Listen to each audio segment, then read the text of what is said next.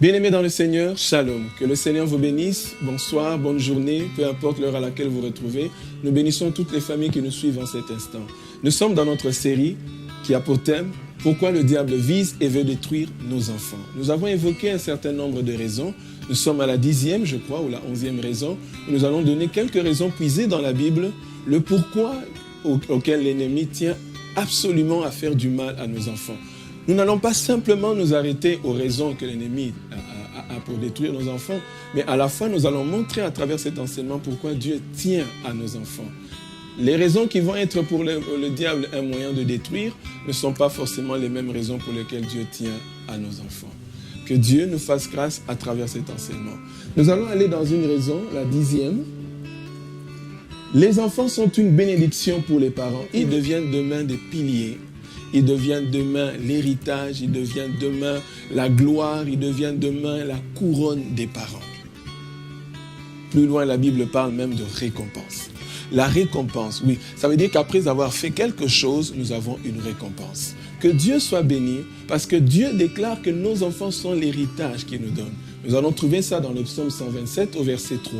Il est écrit ceci, « Des fils, voilà bien l'héritage que donne l'Éternel. » Oui, la Bible déclare que les fils, nos enfants, sont l'héritage. Un héritage, c'est quoi? C'est quelque chose que nous laissons. Et la Bible dit que ce que tu laisses, c'est ce que Dieu nous a donné, nos enfants. Le fruit de tes entrailles est un héritage que Dieu te donne. C'est ce que Dieu nous permet de laisser sur terre.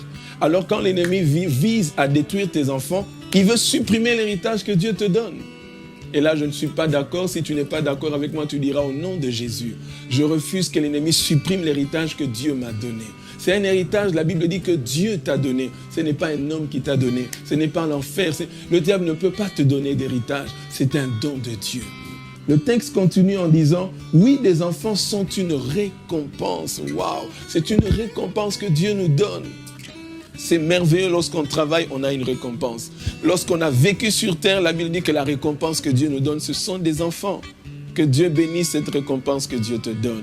Je refuse que l'ennemi supprime l'héritage que Dieu te donne. Je refuse que l'ennemi fasse de cette récompense un sujet de chagrin. Non, c'est une gloire, c'est une couronne, ce sont des piliers.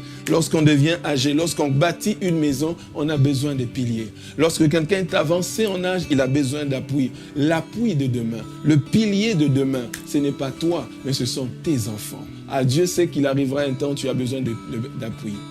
Tu as besoin de piliers. Tout ce que tu as construit doit reposer sur quelque chose. Et Dieu dit, tout ce que nous construisons repose sur eux, comme des héritages. Je pourrais continuer même au verset 4.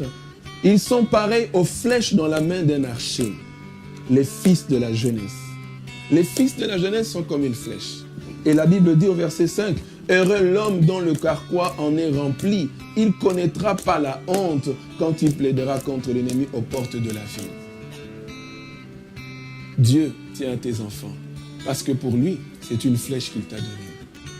L'ennemi veut supprimer cette flèche de ton carquois, mais Dieu veut te remplir le carquois des flèches. Voilà deux choses différentes. Une raison pour le diable pour les détruire, mais une raison pour laquelle Dieu tient. Le diable ne veut pas que tu aies d'héritage, mais Dieu veut que tu laisses un héritage. C'est une flèche qu'on lance et qui doit atteindre sa cible. Je prie toujours pour que mes enfants soient des flèches qui vont atteindre leur cible. Et je le crois de tout mon cœur qu'ils sont des flèches qui atteindront leur cible. Dieu me les a données pour les lancer à un moment donné. Ah, je prie que ton enfant soit réellement cela au nom de Jésus. Allons-y à la 11e raison. Pourquoi le diable vise et veut détruire nos enfants? Bien-aimés, dans Luc chapitre 2, au verset 52, il est clairement dit ceci. Je vais lire avec nous ce passage et vous allez comprendre un merveilleux texte qui dit tout. Un texte qui paraît très simple, mais qui est profond. Au verset 52, la Bible dit, « Jésus grandissait et progressait en sagesse.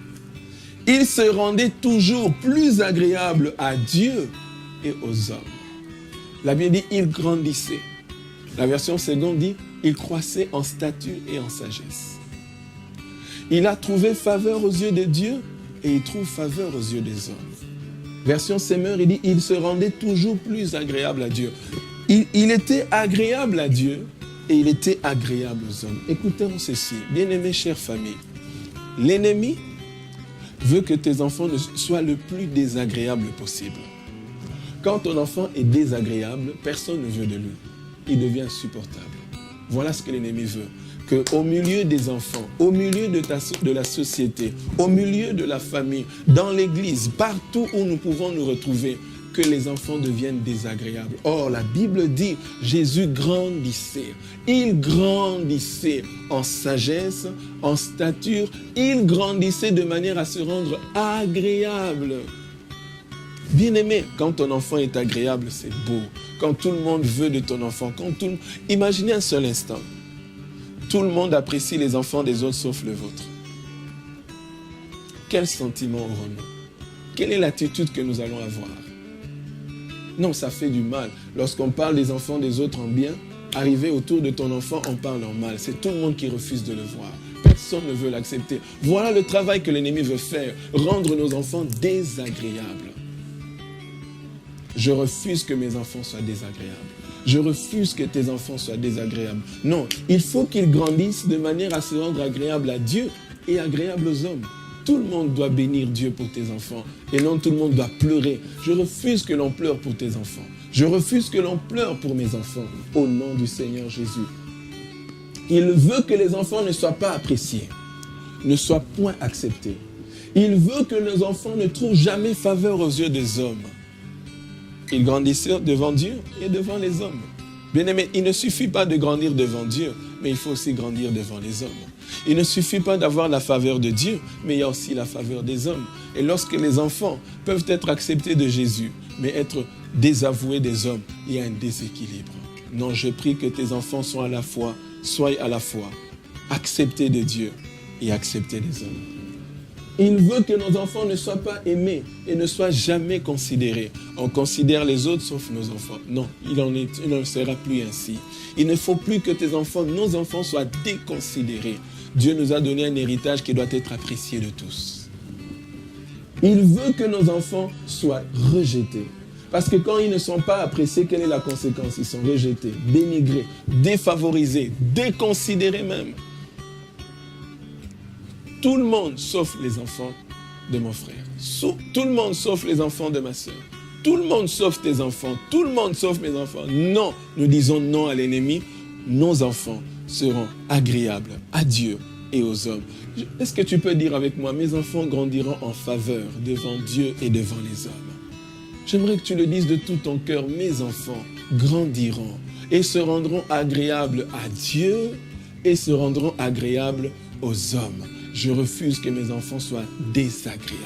Non, mais aucun de mes enfants ne sera désagréable. Au nom du Seigneur Jésus. Comment est-ce que l'ennemi le fait? Par la maladie. Lorsque ton enfant est tout le temps malade, il est disqualifié du milieu des enfants. Lorsque ton enfant est rempli de mauvaises paroles et de violences, personne ne peut le supporter à cause de ses mauvaises paroles, de ses agissements brutaux, de son agressivité. Il est même refusé des autres. Là où il y a les autres, on ne peut pas être avec lui parce qu'il est violent, parce qu'il a de mauvaises paroles, parce qu'il a une mauvaise attitude, parce qu'il a les mains longues, comme on peut dire cette expression, c'est un voleur. Non, je refuse qu'un esprit de vol soit attaché à ton enfant. Je refuse qu'un esprit de désordre soit attaché à ton enfant. Pourquoi? Parce qu'il ne peut pas être désagréable. Il doit être agréable. Au nom du Seigneur Jésus. De l'autre côté, une déformation physique peut entraîner que ton enfant soit défavorisé. On se moque de lui parce qu'il a telle faiblesse, parce qu'il a tel handicap. L'ennemi veut ça pour que ton enfant ne se retrouve pas parmi les autres. Je prie que le Dieu qui a porté nos douleurs et nos maladies guérisse tes enfants de toute infirmité. Au lieu que cet handicap devienne un sujet de moquerie, que Dieu en fasse un sujet de gloire. Je prie que cet handicap devienne un sujet de gloire dans le nom du Seigneur Jésus. Que Dieu se glorifie. L'ennemi voudrait simplement mettre nos enfants dans cet état où personne ne voudra le regarder et personne ne voudra de lui. Aujourd'hui, nous déclarons que le Seigneur fait que nos enfants, tout le monde aura les beaux yeux sur lui. Tout le monde pourra l'apprécier parce qu'il est une merveilleuse créature de Dieu. Ton enfant est un beau projet de Dieu. Mes enfants sont des belles créatures. Parce que Dieu, quand il les a créés pour être agréables à lui et agréables aux hommes. J'aimerais que tu lises avec moi. Mes enfants ont été créés par Dieu pour être agréables à lui et être agréables au milieu des hommes. Au nom du Seigneur Jésus.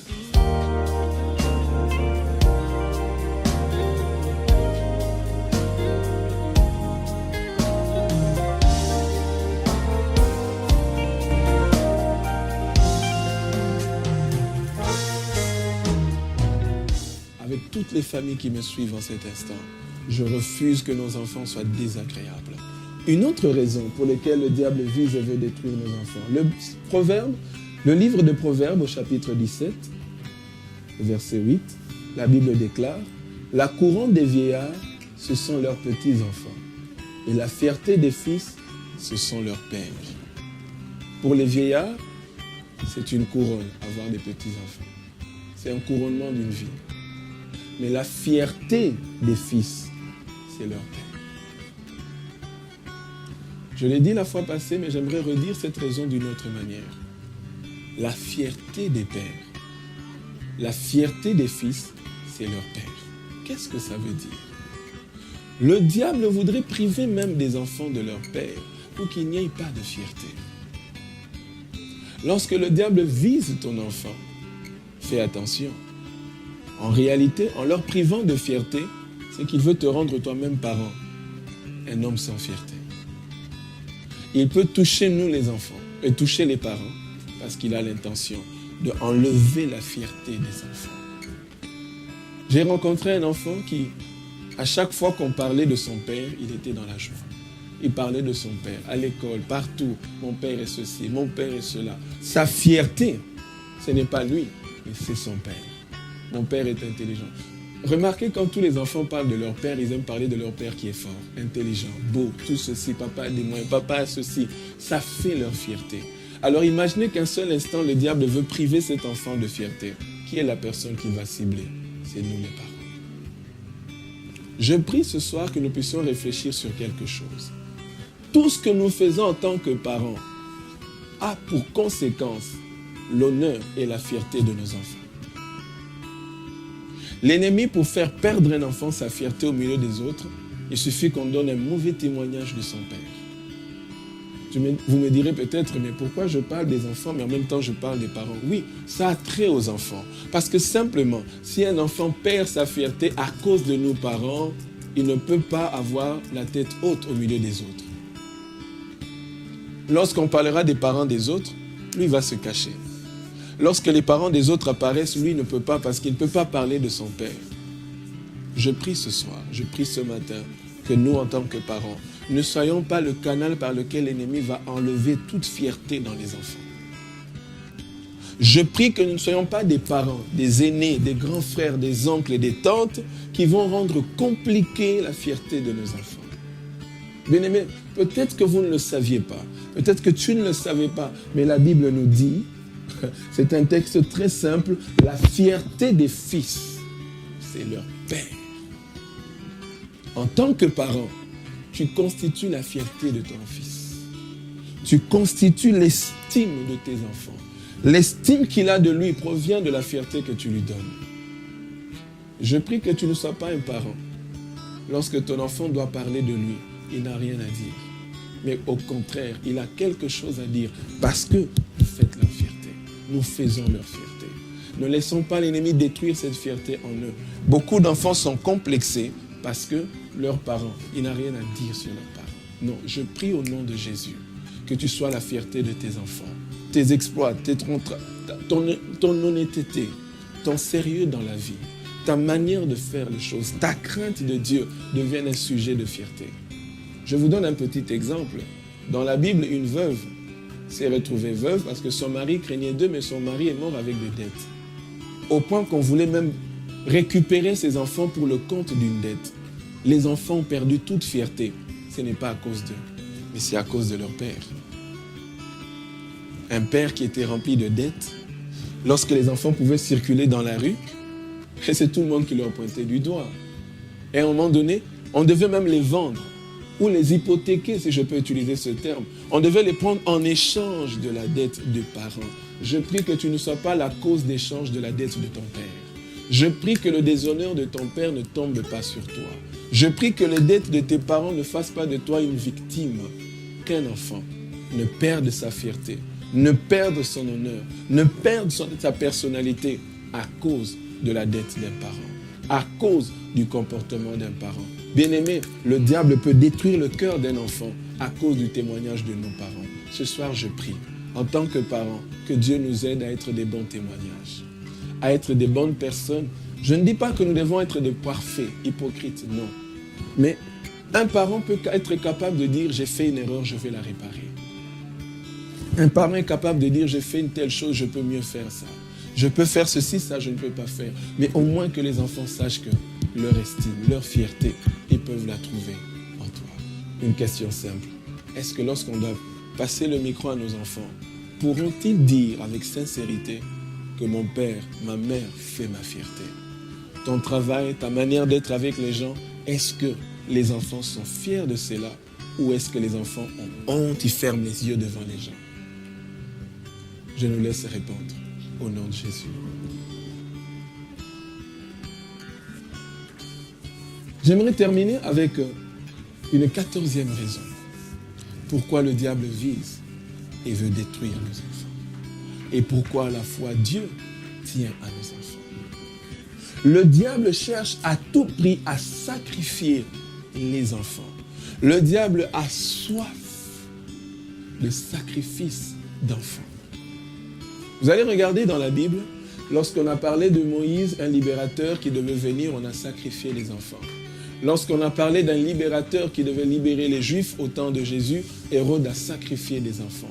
Vous allez voir que dans la Bible, dans l'Ancien Testament, dans le livre de Nombres, on voit que les gens qui ont adoré d'autres dieux ont sacrifié leurs enfants à Moloch. C'était un dieu de feu, on l'appelait un dieu du feu, où les parents prenaient les enfants vivants et le sacrifiaient sur l'autel de ce dieu Moloch. On brûlait, on consumait ces enfants. Suivez-moi attentivement, bien-aimés dans le Seigneur, chère famille. Le diable n'a aucune pitié pour nos enfants. Nous, en tant qu'humains, nous savons qu'un enfant, c'est quelque chose de précieux. C'est des personnes précieuses. C'est des dons, c'est des bijoux de la part de Dieu. Mais l'ennemi ne voit pas de la même manière que nous. Pour l'ennemi, tout enfant, c'est un sacrifice agréable pour lui. Pourquoi? Parce que l'ennemi a besoin de prendre leur vie, absorber leur vie, afin de se rajeunir. Tout ce monde occulte utilise le sacrifice des enfants. Pourquoi? Simplement pour se rajeunir. Ils prennent un innocent, ils prennent une vie qui est encore à sa genèse, simplement parce qu'on a envie de sacrifier cette vie.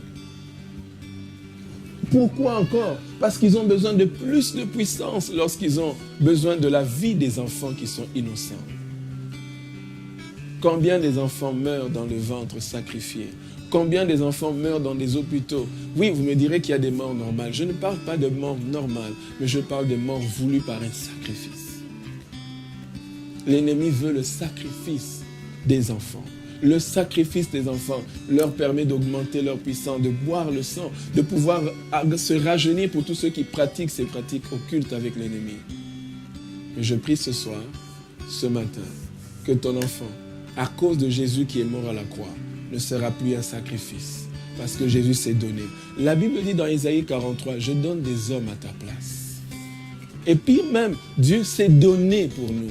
J'aimerais te dire que Jésus est monté à la croix pour tes enfants. Jésus est monté à la croix pour qu'aucun enfant ne soit sacrifié. Oh, je dis bien aucun enfant ne doit être sacrifié, parce que Jésus est allé à la croix comme sacrifice auprès de Dieu pour nous, pour nos péchés. Pourquoi il demande des sacrifices? Pour une raison et une autre. Certains pour le travail, certains pour la promotion, certains pour la politique, certains pour avoir plus de puissance dans la magie, dans la sorcellerie. Il y a plusieurs raisons. Alléluia. Pourquoi il sacrifie les enfants? Parce qu'ils ont besoin de récupérer ce qu'il y a dans les enfants. Notre texte de base de cet enseignement dans Daniel chapitre 1, le roi avait besoin des enfants doués d'intelligence. Pourquoi l'ennemi cherche le sacrifice des enfants?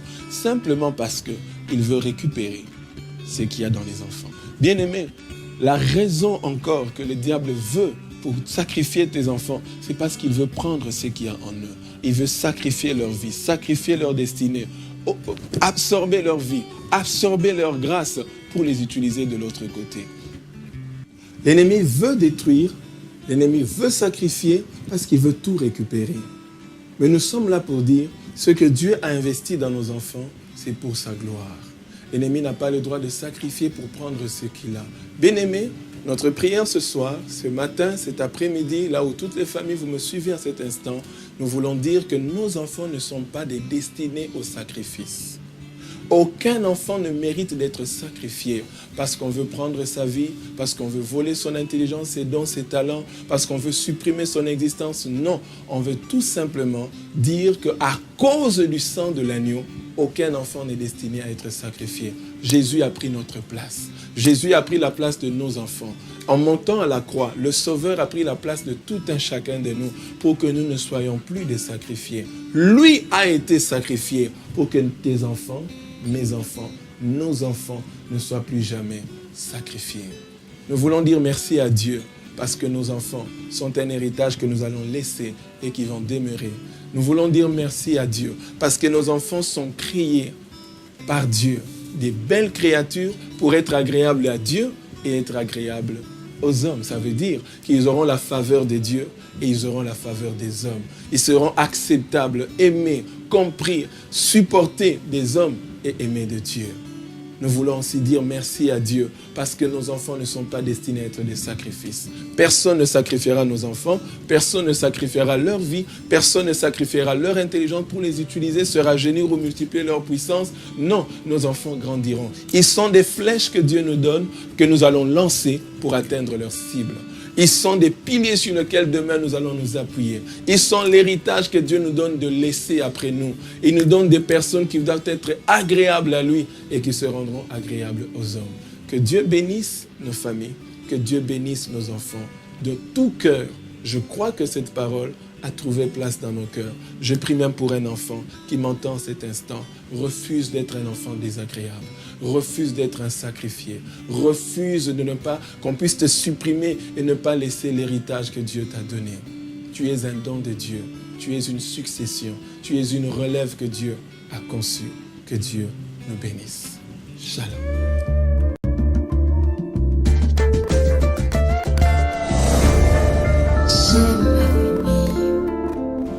Shalom.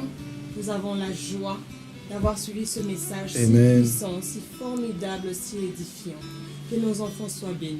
C'est vrai, nos enfants doivent être bénis. Ils doivent être ils vraiment ne doivent bénis. jamais être sacrifiés. Amen. Et ils sont utiles. Jamais. Et nos Ils sont parents, vraiment utiles. nous ferons la fierté de nos parents, de Amen. nos enfants. Gloire au Seigneur.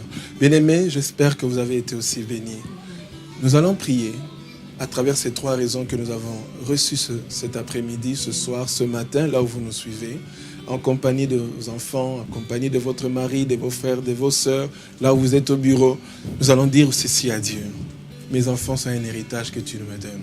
C'est ce que Dieu nous donne de laisser. Tu peux laisser maison, tu peux laisser voiture, tu peux laisser un arbre, tu peux laisser des chevaux, tu peux laisser une Mustang, tu peux laisser tout ce que tu veux. Tu peux laisser de l'argent en compte en banque, je ne sais pas, des milliards. Mais ce que Dieu appelle héritage, que lui t'a donné, ce n'est pas des billets, c'est des vies humaines. C'est tes enfants. Alors nous allons prier que le diable ne doit pas supprimer. Toi-même aussi ne supprime pas l'héritage que Dieu t'a donné. Nos enfants doivent grandir pour être favorables à Dieu et favorables aux hommes. Et nos enfants ne seront pas des sacrifiés. Joignez-nous avec nous. Joignez-vous avec nous dans cette prière. Nous allons simplement dire ceci. Seigneur, je refuse que mes enfants soient supprimés. C'est l'héritage que tu nous donnes et l'héritage qui doit rester.